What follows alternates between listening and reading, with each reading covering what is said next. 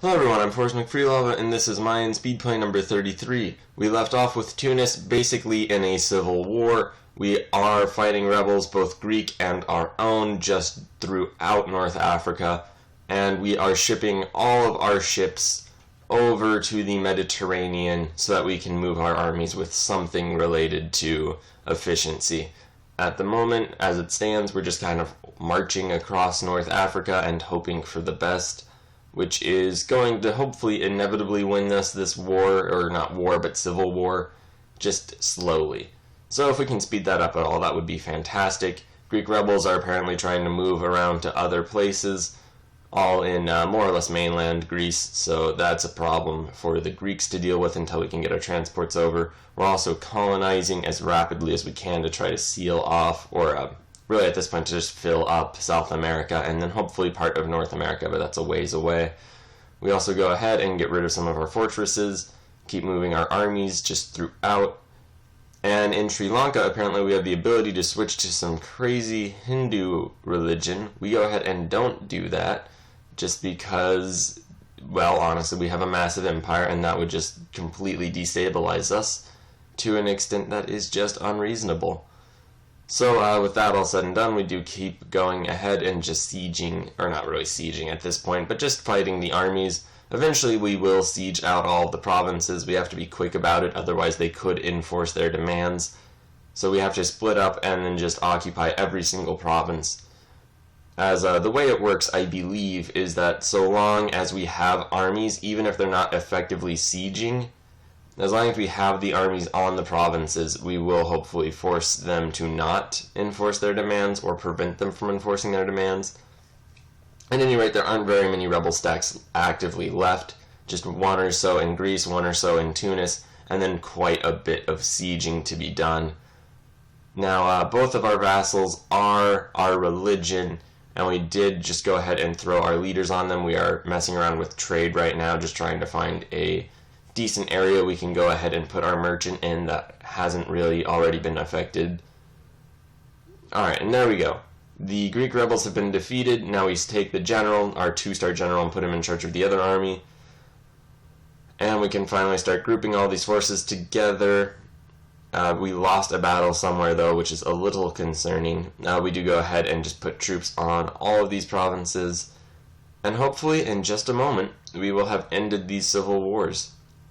Now, I can't really tell where the battle that we lost had occurred. However, the Greeks get more rebellions, and we just kind of roll on through into those, with the general idea being, just in the Greek Revolution, more or less, or revolutionary attempt. Alright, and Tunis's final provinces are getting sieged back.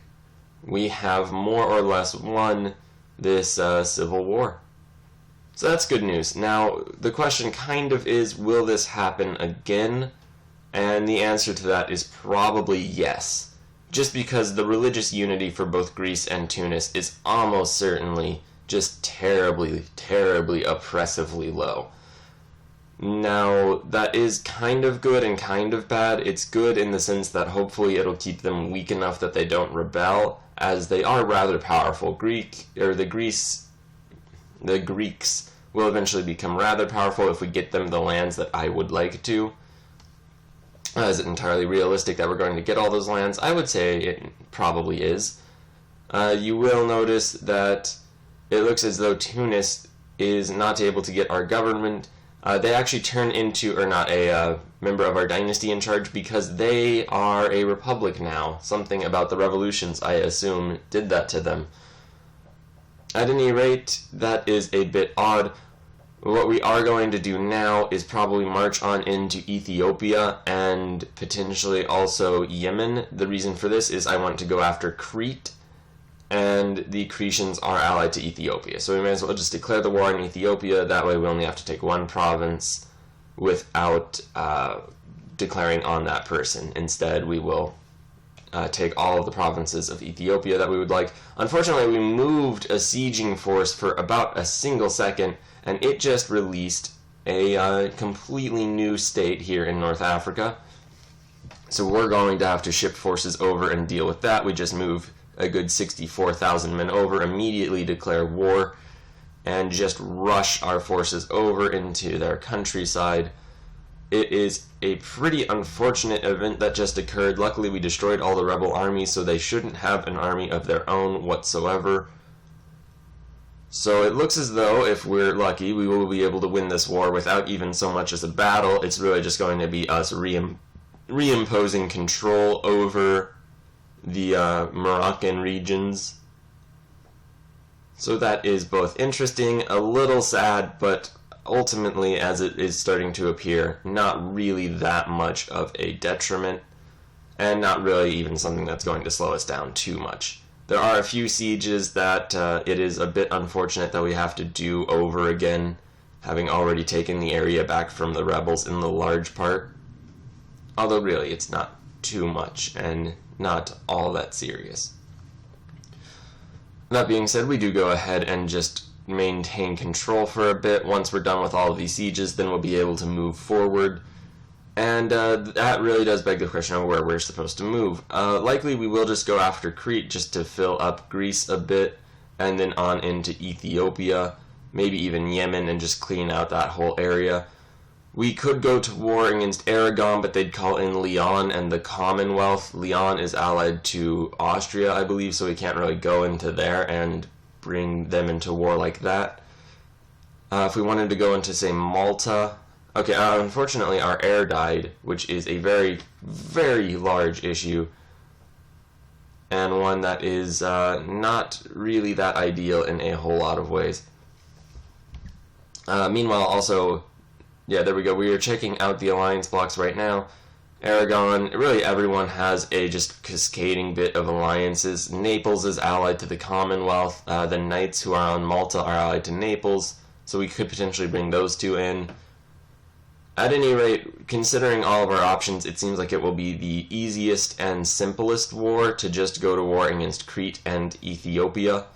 It gets us Crete, which I really want, and we can move through Ethiopia, which is really a welcome thing to do. The big bonus that this war brings is that it keeps our troops fairly close to our vassals, so if they do continue to be in essentially a brutal civil war, we will just be able to send forces back with relative ease in order to save them. We also take control over these provinces just so we can give them through the subject interaction menu to Tunis. That way it lowers their liberty desire, as they have been rebellious for quite some time now, really ever since we switched them to our religion. So it looks as though by just directly handing them these provinces, we are lowering their liberty desire to an extent that is completely manageable, and we might actually be able to sustain.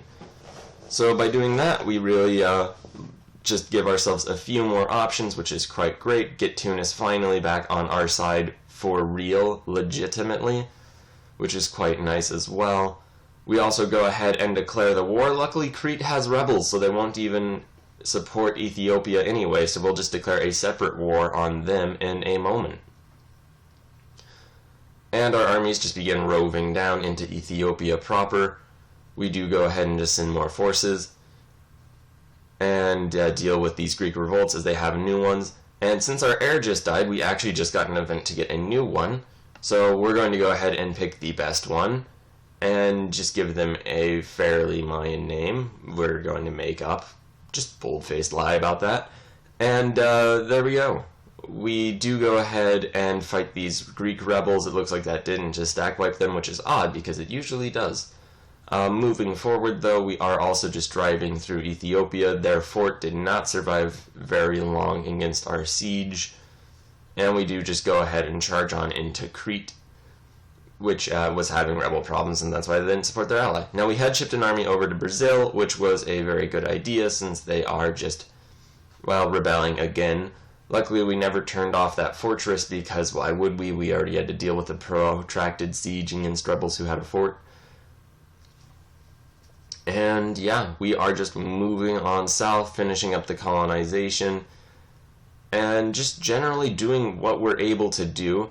We don't actually have a fleet over in the Red Sea, which is a pretty big oversight and really limits the capabilities of our transports, so we do have one group on its way.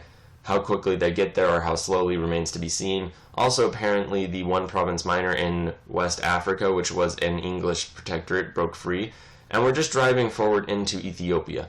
Now, the thing with Ethiopia is first of all, we managed to win the siege of Crete, so what we're going to do now is just give them directly over to the Greeks. That way we don't have to worry about overextension or anything like that, and it's that part of the war goal done. That state was a protectorate of the British. Now they are going to be ours. And we're keeping our forces more or less in massive armies, slowly going through these sieges in Ethiopia because we have not fought their army, and it is at least 30,000 large. And speaking of, it's right there and it's attacking us, and we're going to just charge over with our forces. We nearly lost the battle, still nearly losing the battle, got another group in, and it looks as though, well, now we have revolts, but we also managed to win the battle, which is great news. It was a bit less ideal of a fight than we would have liked. We lost quite a few troops, and unfortunately we still don't have naval control over the area, so we can't just troop transport more in. We also do have a significantly sized rebellion in India that we need to deal with, but we can't send troops over while we don't have control over the sea.